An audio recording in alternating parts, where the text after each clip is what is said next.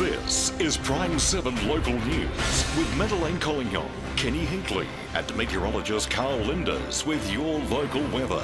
Now, PRIME7 Local News at 6. Tonight, get out, run. A young Albury man tells of being caught up in America's worst mass shooting. An aged care facility in lockdown with flu, taking no risks after the recent Wangaratta tragedy. A slap in the face for diggers as the Greater Hume Council dumps a word memorial from 2 local pools. And a thundery change developing later Thursday. Weather details coming up next. Good evening. An Albury man caught in the horror mass shooting in Las Vegas has described the chaos which erupted around him. 22-year-old Amon Bray was staying in the hotel next door to the Mandalay Bay, where a gunman opened fire on 22,000 festival goers. Mr. Bray's hotel was placed into lockdown by police. He spoke to PRIME7 News from Los Angeles today. They're the scenes which have shocked the world. 59 people were killed in the shooting and 500 injured. Authorities fear that number could rise. Albury's Amon Bray was in the Luxor Hotel right next to Mandalay Bay, where the carnage unfolded. He'd only arrived a day before and was inside the casino when chaos erupted. Masses of people just came storming in from the southern side of the casino, just shouting out that there's a gunman, there's been shots, get out, run. He joined the stampede of fleeing people and headed towards the neighbouring Excalibur Hotel, unsure if he was headed towards safety or danger. Fear started to creep in because then I thought that there was a real possibility that the gunman was in our hotel, well not our, but the hotel that I was currently in. Hours later, he was finally allowed to return to his room, relieved he'd escaped the terror. The 22-year-old took to Facebook to let friends and family know he was safe and thank them for their love and support. He's now in Los Angeles and returns home next week. He says he won't be deterred by the terrifying event. There's probably a good chance I will return to Vegas. Don't know whether I'll stay there again. Josh Ribrich, PRIME7 News. Despite the horrific events in Las Vegas, the Shooters, Fishers and Farmers Party continue to fight for softer gun laws in Australia. According to the party's leader, gun owners here should be able to buy and use the same kind of weapons responsible for deaths of thousands in the US. There were at least 23 weapons found in gunman Stephen Paddock's hotel room on the 32nd floor of the Mandalay Bay Resort. Machine guns and illegal firearms the 64-year-old used to rain terror on unsuspecting festival goers in Las Vegas. 59 are dead, 527 are injured, and anti-gun protests have been erupting across the United States. No more massacres! Political leaders from across the world are, once again, calling for the US to toughen its gun laws. But in what can only be described as odd timing, Australian Shooters, Fishers and Farmers Party today called for semi-automatic weapons to be legalised in Australia, despite the ongoing carnage in the US. I don't see that being a problem at all. The sort of firearms that that poor unfortunate fellow was using have never been legal in Australia, have never been sold legally in Australia, have never been used in Australia. So they simply don't come into the equation when it comes to discussing firearms laws in Australia. In 1996, all states subscribed to the National Firearms Agreement. Since then, the number of gun-related deaths has dropped significantly. Mr. Borsak wants those laws reversed. The settings are right. We don't need to wind them back. We don't need to see American-style gun laws come into Australia. We are very, very proud of our strict gun control regime in Australia. The National Gun Amnesty has seen more than 26,000 firearms handed in across New South Wales. That's almost double the amount given up by any other state. Theft of firearms is an issue across New South Wales and across the country. The less firearms that are out there, the less likelihood that they'll be stolen. Samantha Costin, PRIME7 News. A Border nursing home is in lockdown tonight after an outbreak of flu among residents. While lockdowns are common for things like flu or gastro, managers are understandably cautious following the tragic flu deaths of 8 nursing home residents in Wangaratta last month. Albury's Delacorte aged care facility is the latest to suffer from flu outbreak. Now in lockdown, 8 of the 122 residents are in isolation, with strict restrictions on who goes in and out of the facility. We restrict any comings and goings as far as is possible. There are no group meetings. Nursing homes throughout the country are on high alert after 8 residents died from the flu at St John's Village in Wangaratta last month. In that case, more than 123 people had the flu at some point during the epidemic. Management and staff at Delacorte are taking all precautions to ensure the same thing doesn't happen there. We have a responsibility, as do all health and allied health facilities, to report to the Public Health Unit whenever we have more than 2 cases at any one time of influenza or gastro, for that matters. On September 1st, 2 cases of influenza were reported. 3 weeks later, 40 residents and 30 staff were affected. Management say even those vaccinated fell ill and claim the low staffing numbers placed a heavy burden on the facility. The facility is practicing extreme hygiene precautions. They warn anyone suffering flu-like symptoms to stay away from the facility for the well-being of vulnerable residents. They're very prone, as you can understand, to be affected by things like this that occur and that they're subject to. Meanwhile, staff at the Bupa Aged Care Facility in Wodonga have begun industrial action after 14 months of negotiations broke down. Staff are seeking improved staffing levels, better wages and conditions. Eleanor Tebone, PRIME7 News. Police have released video surveillance of 2 men attempting to steal thousands of dollars worth of goods from a Wodonga supermarket. The footage shows the men entering Woolworths in central Wodonga, stocking up a trolley with more than $2,700 worth of items, including vitamins, cosmetics and baby formula, before leaving without paying. The men were pursued by staff but couldn't be stopped. Just urge, if anyone recognises the 2 males in the images, to contact Crime Stoppers or Wodonga Police.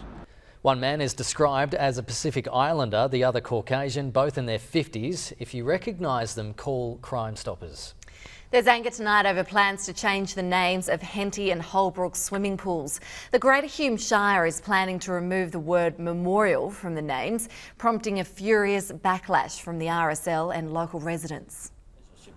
Veterans say it's an insult, a mark of disrespect to returned servicemen and women who paid the ultimate sacrifice to their country. Councillors of the Greater Hume Shire voted to remove memorial from the names of the Henty and Holbrook swimming pools following major upgrades to both facilities. We have a number of World War II veterans still in our sub-branch. We have 3 or 4, and they're quite distressed actually by the fact that the name memorial that the council has moved to remove memorial from the title. The Holbrook RSL paid for about 30% of the original pool, which was built just after World War II. They were largely unaware of the decision to change the names. Now, I'm not aware of any consultation with the RSL or with the veteran community or the community general whatsoever. An online petition to keep the names the same has been launched by local residents. It's already received more than 240 signatures. It doesn't really matter how many signatures are on there. The fact is that there is people in great support of keeping the name. Apart from the online petition, residents were also encouraged to write to the General Manager of the Greater Hume Shire Council. It's understood he was inundated with letters from unhappy ratepayers. Despite this, neither he nor the council would comment on this fiasco. Council's there to serve the community and they should be listening to the community. The petition will be handed to council in the days ahead. Jessica Gledhill, PRIME7 News. Some of Australia's most iconic national parks will be free to the public this weekend to mark the National Parks and Wildlife Service's 50th birthday. There are 45 national parks across the country where you normally have to pay to drive in and park. But not this weekend. One of the most spectacular in the country is right on our doorstep. There will be free entry to the Yarangabilly Caves in the magnificent Kosciuszko National Park. Almost got that wrong, Maddie. You almost got it. You got there in the end. It's time now for a quick check of the weather with meteorologist Carl Linders. Carl, definitely we didn't need the jumper today. It was beautiful. Beautiful weather across the region, Kenny. A beautiful week so far. Temperatures again, a couple of degrees above average, mid-20s right throughout. Clear skies, cool nights still, 4 to 24 in Bright, and up high at the Alpine Peaks above 10 degrees. Still some good skiing, I was going to say surfing, good skiing there at the moment for October. Plenty of cloud is starting to drift in towards the Great Australian Bight. There is a complex low and cold front moving through. Not a great deal of moisture ahead of it, so not heavy rainfall expected from this particular trough, but it's certainly going to bring the instability up through New South Wales over the weekend, so rainfall will return to our outlook through the weekend. Before then, partly cloudy skies and generally warm temperatures. So not too bad, guys. I think we've certainly turned the corner, Maddie, with winter time, which is good for you, but I'm okay with that. Bring on the surfing instead of the skiing. Indeed. Thanks, See ya. See you later. Still to come in Prime 7 News, why we're seeing fewer fights in our local pubs. And going green, city folks snapping up border farms.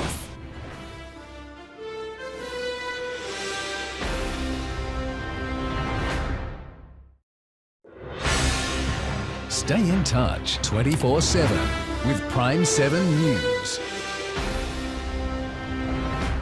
New statistics show there's been a significant drop in the number of fights inside local pubs and clubs. Crime figures reveal a no-nonsense approach has seen assaults on or near licensed premises in Albury almost halved since 2008.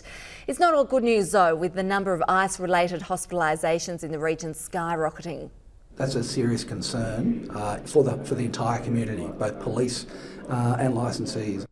The Australian Hotels Association is now working with police to deal with drugs in pubs and the wider community. Regional property prices have remained solid over the past few years thanks to strong livestock prices. Rural property agents say there's no better time to snap up a decent block of farmland just outside city limits. Huge lots and stunning views. It's a green dream turning to reality for a growing number of town and city residents. Agent James Brown says whole farms or small hobby farms are growing in popularity. The Border Local has just opened an office specialising in these sorts of properties, as well as livestock, after years in residential real estate. It offers a great lifestyle aspect with being so close to town. Whether you're still a busy professional or the kids are still going to school, it's not that far to jump back in and go grab the milk and bread. Recent data reveals average farm values in northern Victoria have risen by 8% over the past 5 years and 3.9% in southern New South Wales. And I don't think that's going to back off. Our commodity prices, or our beef commodity prices, have softened a little bit over the last quarter, in the last couple of months, but our land values are still going to maintain. Obviously, big properties are more expensive than smaller blocks, but not out of reach in our region. He says small farms not far from our major regional centres can be snapped up from as little as $600,000. The enjoyment they get from mowing lawns all weekend, or the fact that they want to have a couple of potty cars or a couple of ponies running around for the kids, there's so much on offer once you step outside the city limits. Josh Ribrich, Prime 7 News. For the first time, Victorian seniors will not be charged to travel on public transport for the entire 8 days of Seniors Week. They can travel for free on all Melbourne trains, trams and buses, as well as regional trains, coaches and buses. Seniors need to carry their Seniors Myki and Victorian Seniors card and touch on and off as per usual. Still to come in Prime 7 News, we hit pit lane with the King of Bathurst. And a Kiwi cricket superstar ready to fire on the Borders pitches.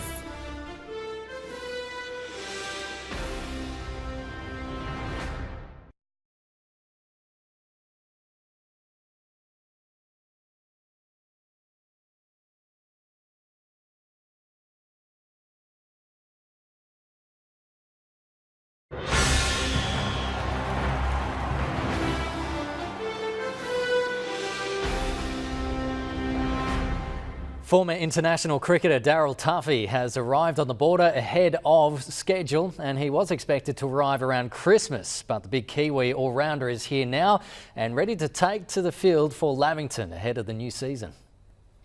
He's mixed it with the world's best, even toppling some of Australia's biggest names. And now Daryl Tuffy has arrived on the border, ready to terrorise some of our best batsmen. Edge, got him, gone! Oh, that's a timely Tuffy played 26 test matches and 94 one-day internationals for the Kiwis as a bowling all-rounder. His wife is from Echuca and a number of family connections has brought him to Albury. The New Zealand international originally didn't expect to play many games before the end of the year, but he settled in earlier than expected and hopes to play in the first 2020 match of the season later this month. Yeah, the guys have been fine. I've been to a couple of trainings so far and kind of just settling in, getting my feet wet again in terms of cricket. So I'm really looking forward to the games next weekend. Tuffy stands well over 6 foot and consistently reached speeds of over 130 kilometres an hour during his career. So opposition players probably won't be thrilled with his inclusion into the league, but Tuffy jokes those days are probably behind him. No, that's my heyday day. That's when I was 25. I'm 39 now, so I'm just hoping to stay together in one piece, really. Tuffy has spent the last few years doing more coaching than playing, and while he hopes to contribute on the field, he says he has plenty to offer off the park as well. Yeah, hopefully impart a bit of knowledge along the way and hopefully just help win a couple of games this year. So no, if I stay in one piece, I'll be pretty happy. Tuffy will try to brush off a few cobwebs during Lavington's 2 practice matches on Thursday night and Sunday before the season's opening round next weekend. Fletcher Doherty, PRIME7 News. When it comes to contenders for this year's Bathurst race, everyone has the Dick Johnson racing team in the frame to win. Fabian Coulthard and Scott McLaughlin will be hard to beat, and their legendary boss can't wait to let his 2 Fords loose. Mount Panorama is a special place, and Scott McLaughlin knows that all too well. I drove up here with my girlfriend yesterday. We got in, and I instantly got goosebumps that I drove in the track, and it's an awesome place, really magical, and something about it that gets you excited. The DJR team is excited and they're in form. No, I would love to try and get it done this weekend. I think we've got a really good car, a really good shot. I've got a great co-driver and team behind me, and I feel like we can do it. We can only go off our recent form. We've had good success here in the past, so hopefully we can put that into this weekend and come away with another strong weekend. So the team's giving Scotty and I both very quick cars, and hopefully we can get the job done. Fabian and Scott, in the Shell V-Power cars have done remarkably well this year. Probably better than expectation, to be quite honest. But in this situation, when you get the ball rolling, it really starts to roll. Both Coulthard and McLaughlin had their best finishes at Bathurst in 2015. In 2010, Coulthard had one of the most famous crashes on Mount Panorama. He's now overcome the difficulty of returning. 2011 was probably the toughest. You go down Conrod Strait and have a look over and sort of remember the aftermath of what happened, and now it's a distant memory. Scott and Fabian are hoping for fond memories after Sunday. Tom Corrigan, PRIME7 News. Albury native Anthony Miles has won Richmond's Ghanaian medal. The medal is awarded to the club's VFL best and fairest. Miles won with 64 votes in a seesawing season for the 26-year-old. The North Albury product managed 5 AFL games but struggled to hold his spot in Richmond's senior side after being an integral part of their midfield in the past seasons. I suppose at the start of the year I didn't set out to play so much VFL footy, but it's been an enjoyable year. The gritty midfielder is out of contract and could potentially be on the move this trade period. Winton Raceway will host a round of the V8 Supercar season for the next 2 years after the Benalla Auto Club received $600,000 of funding from the Labor government today. The future of the V8 round at Winton was in doubt last year after the club feared they couldn't afford to host the event. But now local rev heads can breathe easy with V8 action guaranteed for our region for the next 2 years at least. Could we see some thunderstorms move through tomorrow? That's the question. Well, Carl has the latest answers for us with our local weather straight after the break, right here on PRIME7.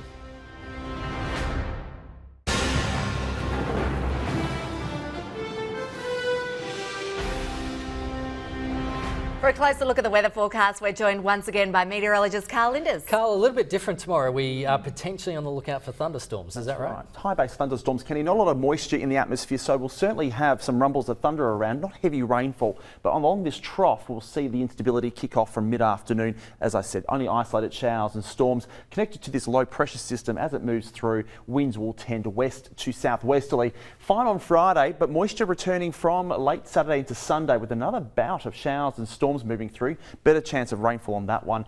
That'll slide through New South Wales. Quick ridge of high pressure, and then we repeat the process again this time next week. I've cast the maps just a little bit further on for the chance of heavier rainfall, and one of these systems will eventually do something very similar to this because there is a lot of moisture coming in off the Coral Sea. So all the ingredients are there for lots of rainfall through Australia at the moment.